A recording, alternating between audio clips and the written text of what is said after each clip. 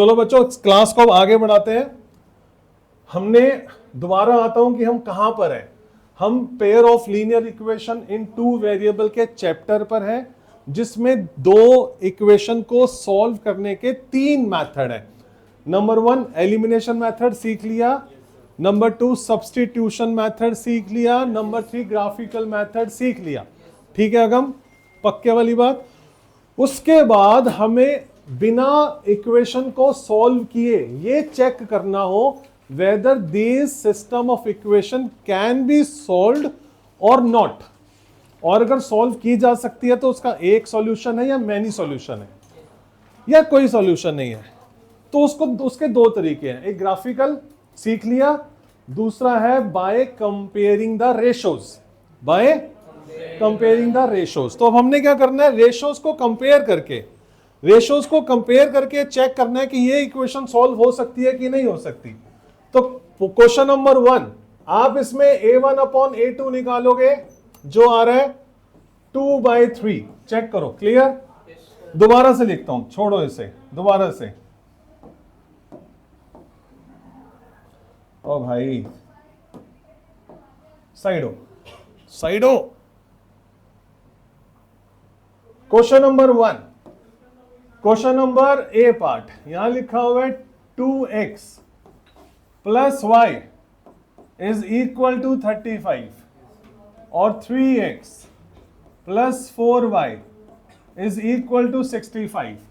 आपने रेशोज को कंपेयर करके क्या बताना है, आपने बताना है कि क्या ये pair of linear equation intersect करती है एट अ पॉइंट, या ये पैरेलल है, या ये कोइंसिडेंट है। इन तीनों में से आपको एक ऑप्शन चूज करनी है, इंटरसेक्ट, कोइंसिडेंट या पैरेलल। इन तीनों में से एक चीज चूज करनी है, बट ग्राफ बना के नहीं, रेशोज को कंपेयर करके। ठीक है दिव्यांश, पक्के वाली बात है। तो अब आपने क्या करना है, रेशोज को कंपेयर करना है। a1 अपॉन a2 निकालो, क्या आ रहा है 2/3। उसके बाद आपने b1 अपॉन b2 निकालना है, b1 अपॉन b2 निकालना है, क्या आ रहा है 1/4। क्या ये a1 upon a2 b1 upon b2 के बराबर आया? ये यस सर किसने बोला?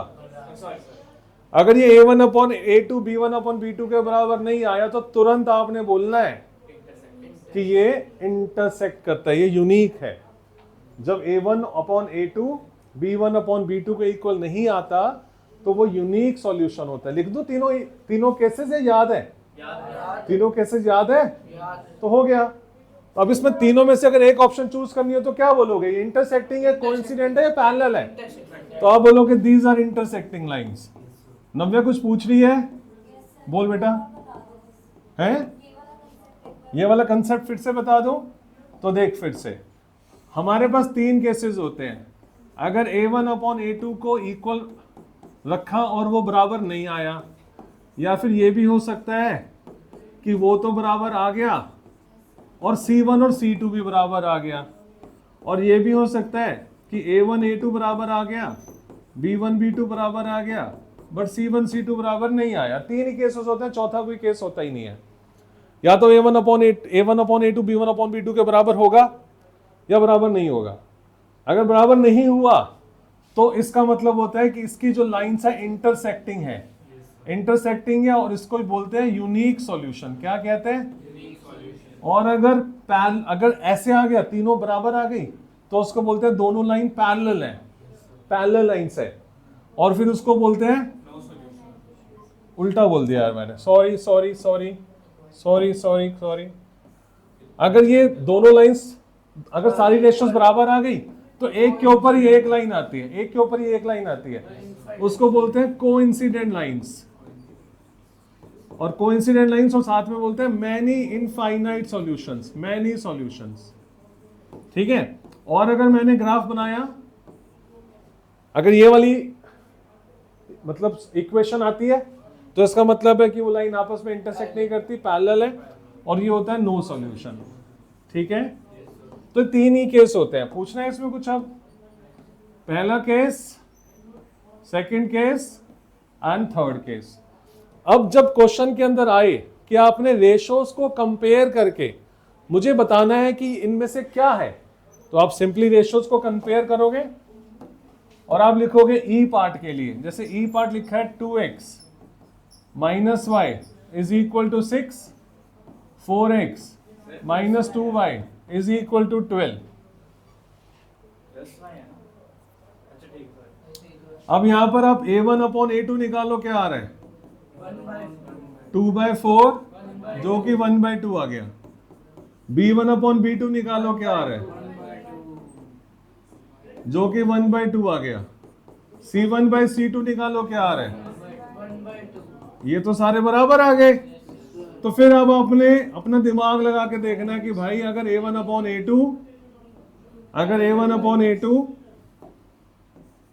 b1 अपॉन b2 के और c1 अगर c2 के बराबर आए तो उसे क्या बोलते हैं, मैनी सॉल्यूशन।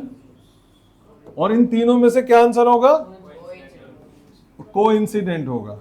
राइट है बच्चों। क्वेश्चन नंबर 6 होमवर्क में दे सकता हूं, दे दिया।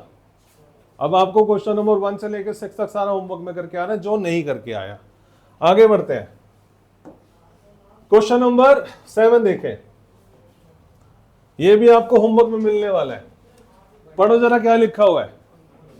पहले आपको बताना था कि सिर्फ इतना बताना था कि लाइंस के बारे में बताना था, अब यहां पे आपको कंसिस्टेंट और इनकंसिस्टेंट बताना है। ऐसा भी क्वेश्चन एग्जाम में आएगा, वो लाइंस के बारे में भी पूछ सकता है, वो कंसिस्टेंट और इनकंसिस्टेंट के बारे में भी पूछ सकता है। तीन में से कौन कौन से दो केस कंसिस्टेंट होते हैं, हाँ नहीं पता, कौन से केस कंसिस्टेंट होते हैं, जिसमें सॉल्यूशन निकलते हैं वो कंसिस्टेंट होते हैं, जिसमें सॉल्यूशन नहीं निकलता वो इनकंसिस्टेंट होता है। अब फिर से बता, तीन में से कौन सा एक केस है जो इनकंसिस्टेंट होता है, यानी कि नो सॉल्यूशन। नो सॉल्यूशन में लाइन कैसे बनती है, क्रॉस वाली, तो इंटरसेक्टिंग यूनिक होता है। यार तुम लोग यार कमाल करते हो यार। ये लो पकड़ो माइक, आपका क्या नाम है, दिव्यांश। कौन सी क्लास में पढ़ते हो, 10th में। कितने टाइम हो गया आपको मेरे से पढ़ते पढ़ते, 9th में स्टार्ट। ये वाला कंसेप्ट मैंने कितनी बार सिखाया, फिर से पूछता हूँ आपसे एक बार फाइनल कॉल। तीन में से कौन सा केस होता है जो इनकंसिस्टेंट होता है, माइक बोलो। सर नहीं पता, सर नहीं पता। नहीं पता, यज्ञ को दे दो। कौन सा केस होता है जो इनकंसिस्टेंट होता है, नो सॉल्यूशन वाला जिसमें लाइंस पैरेलल होती है। नो सॉल्यूशन इसमें लाइन पैरेलल होती है। वापस दे दो बच्चों, सही बोला है इसने, पक्के वाली बात। ये जिसको मैं क्वेश्चन पूछे माइक उसको ट्रांसफर कर दिया, सही बोला था पहले। अच्छा ठीक। तो अब इसमें क्या करना है, अब आपने बताना है कि कौन सा कंसिस्टेंट और कौन सा इनकंसिस्टेंट है, ठीक है, बट नॉट ग्राफिकली। कैसे, बाय कंपेयरिंग द रेशियोज। तो इसके भी एक दो एग्जांपल कर लेते हैं। अब इसका एफ पार्ट देखो, एफ में लिखा हुआ है 3x माइनस में 5y is equal to 20, 6x minus में 10y is equal to 40। a1 upon a2 निकालना, क्या आ रहा है, यानी कि 1/2। b1 अपॉन b2 निकालना 1/2 क्या आ रहा है, माइनस का 5 माइनस का 10 1/2। c1 अपॉन c2 निकालना, ये भी आ रहा है 20/40 यानी कि 1/2। क्या सारी रेशो बराबर आ गई? Yes sir. तो अगर सारी रेशो बराबर आ गई तो दिव्यांश कौन सा केस है, कौन सा केस है सर, पकड़ो इसे सर, कौन सा केस है, कोइंसिडेंट। कोइंसिडेंट का मतलब कितने सॉल्यूशन, एक, बहुत सारे या एक भी नहीं, बहुत सारे। बहुत सारे। तो इसने बोला कौन सा है भाई, कंसिस्टेंट और इनकंसिस्टेंट। अब उसमें से बता कंसिस्टेंट है इनकंसिस्टेंट है, कंसिस्टेंट। कंसिस्टेंट है, तो कंसिस्टेंट है, राइट। Yes sir. अब मैनी सॉल्यूशन जिसमें होता है ना उसको सॉल्व नहीं कर सकते, सॉल्व करने का कंसेप्ट है बट आपके कोर्स में नहीं है। सॉल्व तभी करना है जब यूनिक आए, ठीक है हरी, हरी है हैरी, हरी। चलो आगे बढ़े। तो हैरी तू मुझे बताएगा, हरी तू मुझे बताएगा अगला क्वेश्चन। जैसे यहां पर मैं जी पार्ट ले रहा हूं, जी पार्ट में लिखा हुआ है x माइनस में 2y is equal to 8, 5x minus में 10y is equal to 10। By just looking at this question आपको 5 सेकंड में बताना है कंसिस्टेंट और इनकंसिस्टेंट। हाँ कैसे बताया इतनी जल्दी, बिल्कुल सही जवाब है। देखो यहाँ पर देखो क्या आ रहा है 1/5 आ रहा है, यहाँ पर क्या आ रहा है 1/5 आ रहा है, यहाँ पर क्या आ रहा है 8/10 आ रहा है। इक्वल है, इक्वल नहीं है, तो ये हो गया नो सॉल्यूशन। नो सॉल्यूशन का मतलब हो गया इनकंसिस्टेंट। क्लियर है भाइयों? होमवर्क हो गया 1 से लेकर 7 तक। किसी को कोई शंका? कोई ग्रुप में मत पूछना और कोई मिस गाइड मत करना एक दूसरे को, कहां तक होमवर्क है कहां तक नहीं है। अभी लिख लिया करो अगर याद नहीं है तो। ठीक है, हम आगे बढ़े। हाँ जी ठीक है बेटा, 9 तक दूंगा, क्वेश्चन नंबर 1 to 9 होमवर्क होगा। आगे बढ़े, सामने ध्यान दे। Most important question of this chapter, मतलब बहुत ही बार ये वाला क्वेश्चन आपके एग्जाम में आ रखा है और मैं कहता हूं भाई इससे ज्यादा आसान क्वेश्चन ही कोई नहीं है। क्वेश्चन नंबर 8 का ए पार्ट कह रहा है हम आपको दो इक्वेशन दे रहे हैं, 5x + 2y = k and 10x plus में 4y = 3। कह रहा है k की कौन सी वैल्यू के लिए this system of equation has many solution. अब की बार वो पूछ नहीं रहा है, अब की बार वो आपको बता रहा है। क्या बता रहा है? कि इसके मैनी सॉल्यूशन है। हमने कहा अच्छा मैनी सॉल्यूशन है, तो मैनी सॉल्यूशन है तो a1/a2 और b1/b2 और c1/c2 तो बराबर होंगे, हाँ या ना? बस इतनी सी बात, बस इतनी सी बात। तो a1 की वैल्यू 5 रख ली, a2 की वैल्यू 10 रख ली, b1 की वैल्यू 2 रख ली, b2 की वैल्यू 4 रख ली, c1 की वैल्यू k रख ली, c2 की वैल्यू 3 रख ली। इन दोनों को इक्वेट कर दिया, 2/4 k/3 कटिंग कर दी, 3 ऊपर चला गया, k की वैल्यू आ गई 3/2। आंसर। किसको डाउट है? डाउट है? हाँ दिव्यांश क्या हुआ? दूसरा क्वेश्चन एक बार दोबारा बताऊंगा तो मैं खुद बोर हो जाऊंगा। क्वेश्चन नंबर 2 इसी का 8 का बी पार्ट। 8 के बी पार्ट में लिखा है k-3x प्लस में 3y = k। फिर लिखा है kx प्लस में ky = 12। This system of equation has stand up. This system of equation has many solution. कितने सॉल्यूशन? मैनी सॉल्यूशन में क्या होता है? नहीं पता? अरे भाई ये ले पकड़, 4 बार बोल। मैनी सॉल्यूशन में होता है a1/a2 = b1/b2 = c1/c2। बोल। मैनी सॉल्यूशन में क्या होता है? बोल जल्दी जल्दी। a1/a2 b1/b2 c1/c2। एक मछली पानी में गिरी, छपाक छपाक। चल बोल। क्या एक मछली? मैनी सॉल्यूशन में a1/a2 b1/b2 c1/c2। हाँ फिर से बोल। a1/a2 b1/b2 c1/c2। चलो थैंक यू। तो मैनी सॉल्यूशन में क्या होता है? a1/a2 b1/b2 c1/c2 सब बराबर होते हैं। हाँ बोलो। तो a1/a2 = b1/b2 = c1/c2। एग्री? अब a1 की जगह क्या रखेगा दिव्यांश? a2 की जगह क्या रखेगा? b1 की जगह, b2 की जगह, c1 की जगह, c2 की जगह रख लिया। अब ये तीन वेरिएबल्स है, तीनों आपस में, 3 टर्म्स है, तीनों आपस में बराबर है। आप चाहो तो इन दोनों को बराबर रख लो, आप चाहो तो इन दोनों को इक्वेट कर लो, आप चाहो तो इन दोनों को इक्वेट कर लो। किसी भी दो को इक्वेट करके k की वैल्यू निकाल लो। कोई डाउट? निकाल लूं? पक्का? चलो बताओ आपकी इच्छा किसे रखूं मैं? ए बी को लूं, बी सी को लूं या AC को? बी सी को ले लूं, BC को, इन दोनों को ले लो। तो 3/k = k/12। क्रॉस मल्टीप्लाई किया 36, ये आ गया k²। k की वैल्यू आ गई, k की वैल्यू आ गई। खड़े हो जा सारे के सारे, 3 उठक बैठक, 3 ही टोक होगी, 4 हो गई, 4 हो गई, अब तो 4 हो गई, 4 उठक बैठक हो गई है, 4। Stand up, stand up. चलो बैठ जाओ। तू खड़ा ही नहीं हुआ? स्टैंड अप, स्टैंड अप, बैठ। k की वैल्यू क्या होगी? +-6। रूट से जब भी कुछ बाहर आता है ना नंबर, तो प्लस और माइनस दोनों में आता है। ठीक है, तो क्या मेरा आंसर +-6 आएगा? नहीं, गलत है, गलत है। इसमें से ना एक आंसर सही है, एक गलत है। अब कौन सा आंसर सही है कौन सा गलत है उसको वेरीफाई करने के लिए आपने अभी इन दोनों को इक्वेट किया था ना, अब आपको इन दोनों को भी इक्वेट करके चेक करना पड़ेगा, कॉमन आंसर निकालना पड़ेगा। ठीक है, जल्दबाजी में दोनों मत लिख देना, जल्दबाजी में प्लस भी मत लिख देना, जल्दबाजी में माइनस भी मत लिख देना।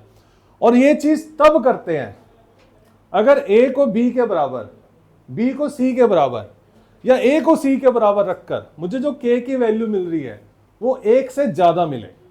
अगर एक ही मिले तब नहीं करना, जैसे पहले वाले क्वेश्चन में जो कि मैंने मिटा दिया है। पहले वाले क्वेश्चन में ए की वैल्यू आई थी ना 3/2, उसमें 2 वैल्यू तो नहीं आई थी ना, मैंने चेक नहीं किया। लेकिन जब के की 2 वैल्यू आए या एक से ज्यादा आए तो आपका काम थोड़ा सा बढ़ जाएगा।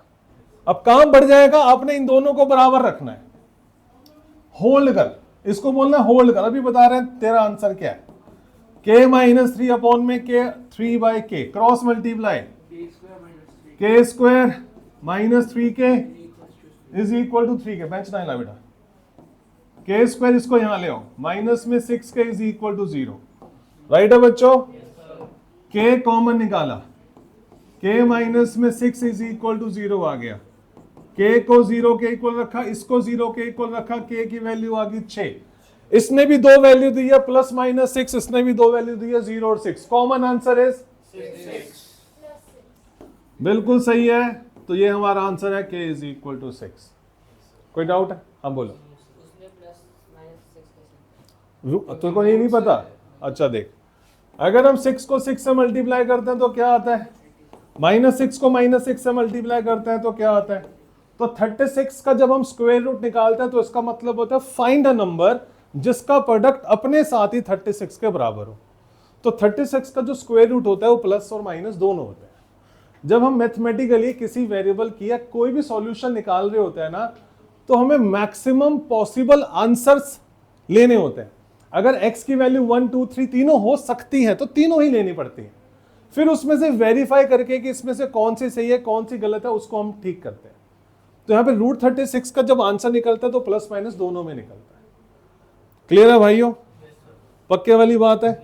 इतना समय नोट है पॉज करके नोट करने के लिए, आगे बढ़े। अगला क्वेश्चन देखोगे आप, अगला क्वेश्चन है एन पार्ट। एन पार्ट में लिखा है 2x plus 3y is equal to k और k minus 1x plus k plus 2y is equal to 3k।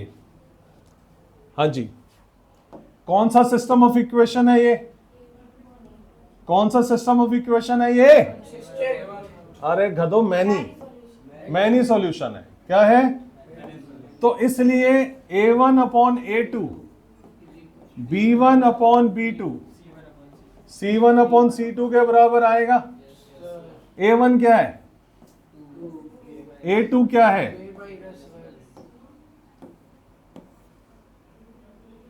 b1 क्या है, b2 क्या है, c1 क्या है, c2 क्या है।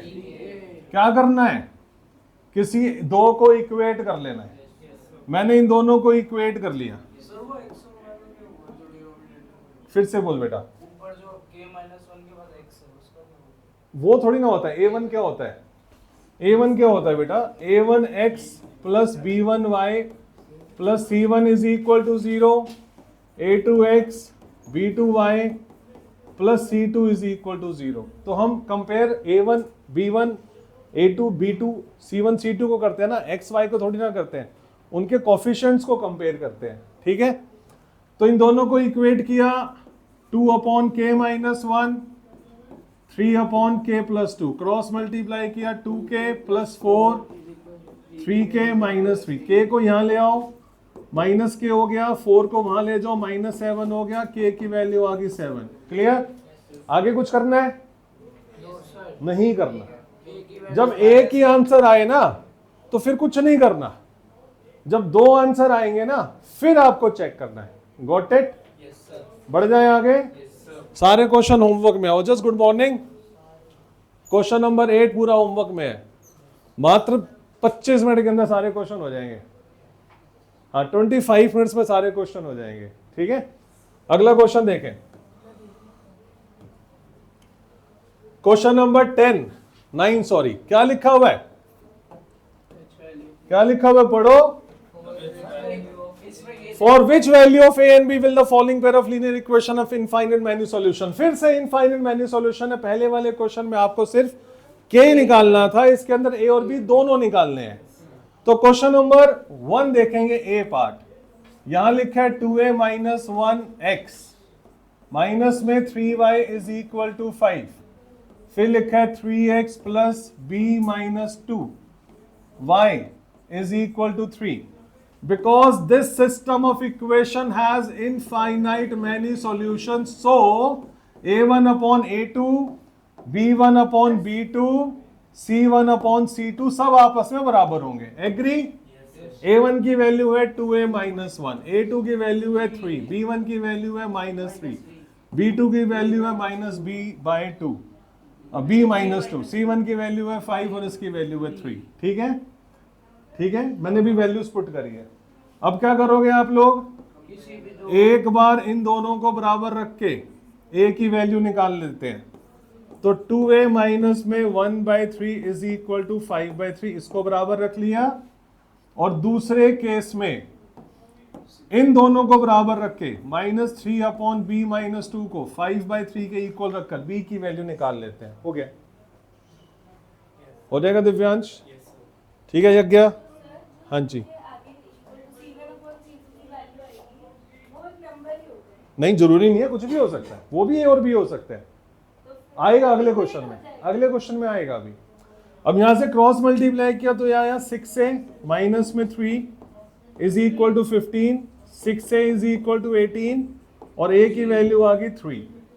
क्रॉस मल्टीप्लाई किया -9, 5b माइनस में 10, 10 को यहां ले आओ, 1 बचा, 5b और b की वैल्यू आ गई 1/5। कोई डाउट यहां तक? हो गया ये पार्ट, इजीएस्ट पार्ट था ये, थोड़ा सा टिपिकल वाला ले ले, अब नोट कर लेना इसे। आगे बढ़े, अगला क्वेश्चन देखें। अब यहां पर मैं आपको करवा रहा हूं ई पार्ट इसका।